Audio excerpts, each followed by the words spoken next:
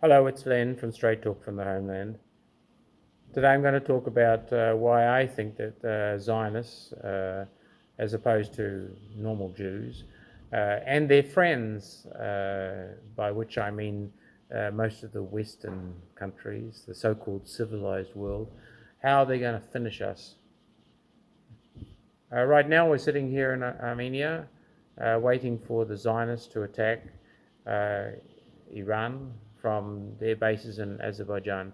I mean, it was a terrible mistake by Iran allowing the Azerbaijanis, who are allies of Israel, to take over the ancient indigenous lands of Armenians. Those lands, by the way, had been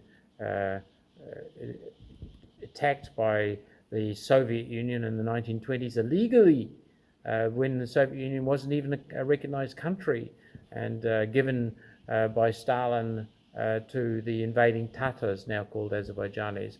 So without going back to that history of those disputed lands, Iran just sat back and allowed the takeover of those lands by Azerbaijan, and now they face Israelis in bases like Fuzuli and Jabril, and goodness knows, maybe there's even some of the Syrian terrorists that the Turks brought in to fight the Armenians sitting there.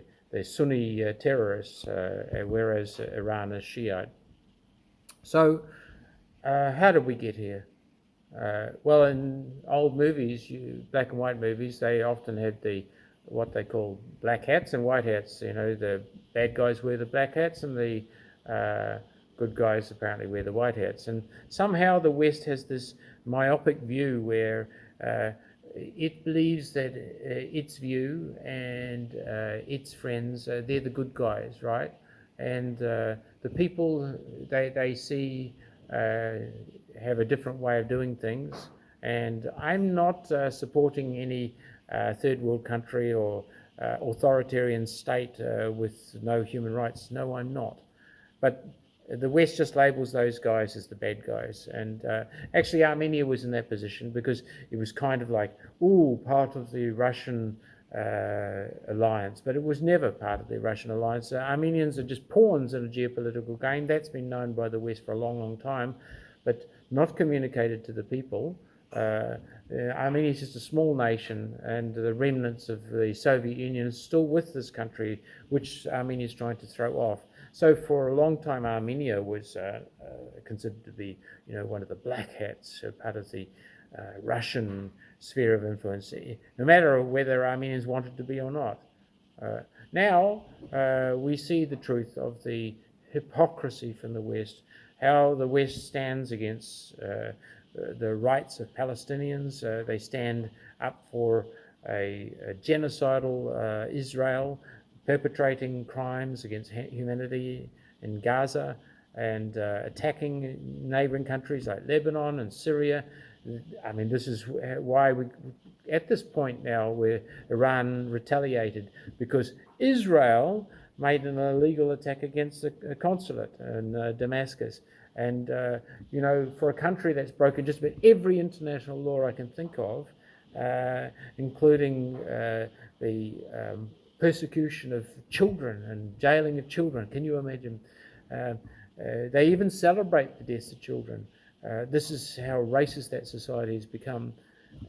They want us to believe that they're victims. Well, I'm sorry, but the descendants of the victims of the Holocaust have now become the perpetrators of genocide, and a revolting act. And in history, in the future, people will study how this happened. It's just impossible to understand how it is. And the Germans, with their guilt streak, for 7 decades now, have decided that they can turn a blind eye to anything now that the Israelis do, which is absolutely abhorrent. So the Germans, bless them, being involved in 6 genocides. 6? Shall I count them? The Herero and Namakwa, the 3 genocides perpetrated in Anatolia against the Armenians, the Assyrians, the Greeks, the Holocaust itself, of course, horror of horrors, and now being involved in this terrible genocide in Gaza, where Germany, as I understand it, is the second biggest supplier of weapons after the soulless US. I mean, look at the US. The US is led by a weak, probably well-meaning old man in the form of Biden, who's been used by the many Zionists in his government, including, of course, Blinken, the foreign minister, Ronald Klain, his chief of staff. And how is it so many Zionists are in his government when Jews only represent 2.4% of the population there in the US? Well, you know why, because this was all part of the plan to influence, to pressure, to lobby. I mean, if I was in the US, I'd get rid of all lobbyists. They represent a national security threat, and it's completely undemocratic. But how do I talk about democracy to a country that elects its president with an undemocratic electoral college? Let's go back in history a little bit, though, and talk about how we got here.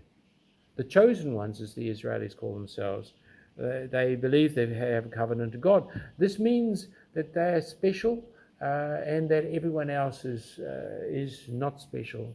And that's why you can perpetrate racism against people. We see that with our neighbours in Azerbaijanis who teach their children, even their children, hatred against Armenians. I mean, Azerbaijan would have to be in a race with Israel as the most racist country on earth, because it's the only country I know of that bans people just on the basis of their ethnicity. If you're a Canadian Armenian, you can't go to Azerbaijan. So if you want to argue with me about that, show me another country like that. The Americans are not that much better. I mean, we know about racism in America. It's been there for a long, long time. But when you talk about American exceptionalism, what does this mean? Does this mean that you're better than other people and that your way is the only way, my way or the highway? Well, that seems to be the way. So when people in DC talk to London, talk to Canberra, is it that these countries in the West just jump when the US says? Well, Australia is still a colony of the UK in my view, and so it does. It jumps whenever London says jump. We can see that with Australia and indeed New Zealand's failure to recognise the Armenian genocide because London doesn't want to do so.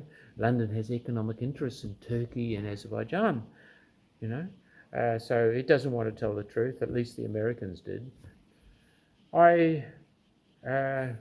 I'm often thinking about how the British, bless them, had no right as the occupying force in Palestine from the World War I era to impose upon the native people of Palestine any form of decision which they did not make.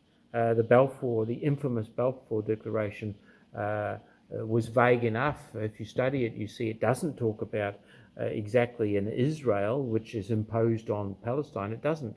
It just talks about a homeland. It doesn't say where, but it's very specific. It says, nothing shall be done which may prejudice the civil and religious rights of existing non-Jewish communities in Palestine. What does this mean? Well, it means the opposite of what the Jews are doing right now. I should correct myself.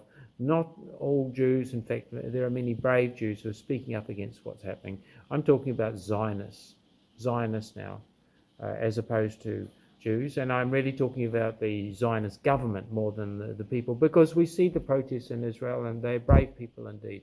But even in the West, we see persecution of people telling the truth. The Germans, for heaven's sake, the Germans actually forbidding people to protest and to talk about Palestine. It's unbelievable. Where is the freedom in the West? We have been corrupted. So even in my own country, in Australia, we don't see, the likes of the Foreign Minister Penny Wong talking strongly about the rights of Palestinians who have been treated very badly for decades and decades, on the same level as she talks about the defense of Israel. It's a shocking thing. But as I said, Australia and New Zealand, they just follow along whatever the West does, instead of speaking up for human rights like they pretend to do. I wrote a little work, it's not very professional, in 2014 called Origins Discovery, in which I tried to talk about how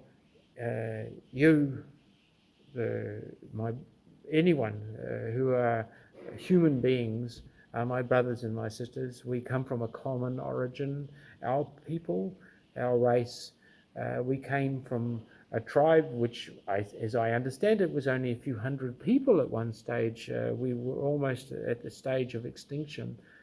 Somehow we've lost our humanity.